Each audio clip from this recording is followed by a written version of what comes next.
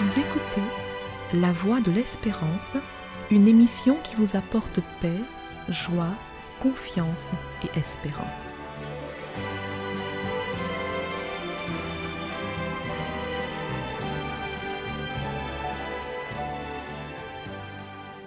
Bonjour la Guyane et bonjour à tous depuis la Guyane.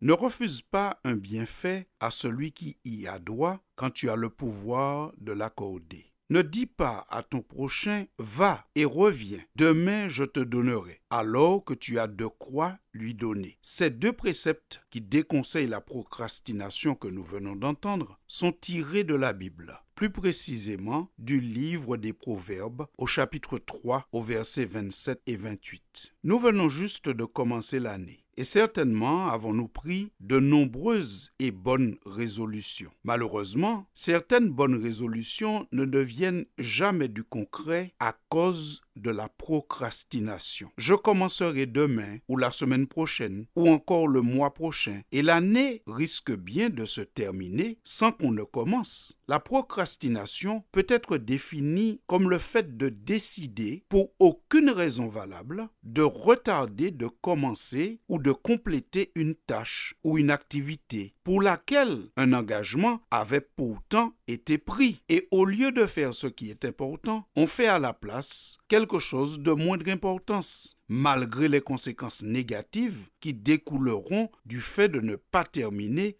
la tâche ou atteindre l'objectif initial. Nous procrastinons tous et toutes à certains moments ou dans certains domaines. Mais la procrastination devient problématique quand le non-respect des engagements engendre des conséquences sévères. Les excuses de la procrastination sont nombreuses. Je suis trop fatigué, je le ferai demain, je n'ai pas ce qu'il me faut, je ne peux pas commencer maintenant. Il vaut mieux commencer quand j'en aurai plus envie. Je commencerai quand j'aurai fini cette autre chose. J'ai beaucoup de temps, je peux le faire plus tard. Mais il faut se rappeler, avec toutes ces excuses, que nous ne sommes pas maîtres du temps. Certains pourraient dire, nous ne sommes qu'en janvier. Ce que j'ai décidé de faire pour 2024, j'aurai le temps de le faire. Mais attention, nous ne sommes pas maîtres du temps. Disons-nous encore une fois, et nous ne pouvons pas non plus laisser souffrir plus longtemps celui qui est en difficulté et que nous pourrions aider. Ne refuse pas un bienfait à celui qui y a droit quand tu as le pouvoir de l'accorder. Ne dis pas à ton prochain « va, reviens demain, je te donnerai », alors que tu as de quoi lui donner ce qu'il faut aujourd'hui. Et même parfois, celui qui souffre, c'est notre propre corps à cause d'une mauvaise alimentation ou d'un mauvais rythme de sommeil ou de travail. Et on promet de réformer, mais sans jamais commencer. On va changer son alimentation demain. À partir de la semaine prochaine, on va commencer à dormir à des heures plus raisonnables. Et l'année risque bien de se terminer si on continue à procrastiner ainsi. Pire encore, c'est le salut offert par le Seigneur que nous pourrions rater à cause de la procrastination. Quelle raison valable justifierait de renvoyer à demain l'appel du Seigneur à vivre mieux en sa compagnie? Surtout que celui qui entre pleinement dans le plan du salut offert gratuitement par la divinité devient une source de bienfaits pour son prochain.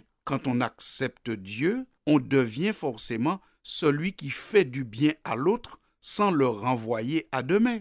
Dieu invite l'homme à la promptitude lorsqu'il l'appelle. C'est ainsi que nous lisons toujours dans le livre des Proverbes, mais cette fois au chapitre 22 et au verset 19, « Afin que ta confiance repose sur l'Éternel, je veux t'instruire aujourd'hui. » Oui, 3. Fin de citation. Oh, chers auditeurs, avez-vous noté que lorsque Dieu a le désir d'instruire quelqu'un, il lui dit « Je veux t'instruire aujourd'hui » et il insiste en disant « Oui, 3 », comme si Dieu voudrait que chacun se sente concerné par cet appel à recevoir son instruction. Et l'homme lui-même, il appelle aussi Dieu à la promptitude quand il prie pour la satisfaction de ses besoins. Ne disons-nous pas lorsque nous faisons le Notre Père, « Donne-nous aujourd'hui notre pain quotidien ». Personne ne dit en priant « Seigneur, aujourd'hui, si je n'ai pas mangé, ce n'est pas grave. Tu m'en donneras demain ou la semaine prochaine. » Absolument personne ne dit cela. Quand nous prions, nous disons « Donne-nous aujourd'hui notre pain quotidien ». nous appelons Dieu à la promptitude. Et pourquoi donc pourrions-nous appeler Dieu à la promptitude et ne pas répondre promptement à son appel? Vous savez, c'est bien légitime de demander à Dieu de satisfaire nos besoins aujourd'hui. Mais en retour, pourquoi ne pas lui répondre aujourd'hui quand il appelle à une réforme, quand il appelle à soutenir son œuvre, son Église, ou encore quand il nous appelle à faire un geste pour soutenir quelqu'un qui est dans le besoin? L'appel de Dieu est toujours au présent, car nos besoins sont déjà là, bien dans le présent. C'est pourquoi la divinité nous dit par la bouche du Christ: « Venez à moi, vous tous qui êtes fatigués et chargés, et je vous donnerai du repos. » Fin de citation. Évangile de Matthieu, chapitre 11, verset 28. Le Christ appelle à venir à lui aujourd'hui. Il dit « Venez à moi ». Alors, chers auditeurs de la Voix de l'Espérance, nous sommes certes en tout début d'année, mais nous voulons souhaiter et prier pour que toutes nos bonnes résolutions, nous puissions les mettre en application aujourd'hui et pas demain, car Christ nous aime aujourd'hui et il est prêt aujourd'hui à satisfaire nos besoins. À bientôt, chers auditeurs, et merci pour votre attention.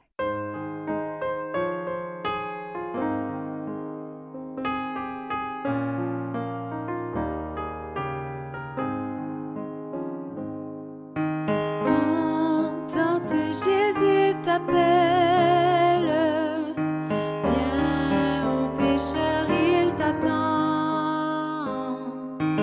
À cette voix si fidèle, tu résistes à trop souvent. Laisse entrer le roi de gloire, ouvre ton cœur à Jésus.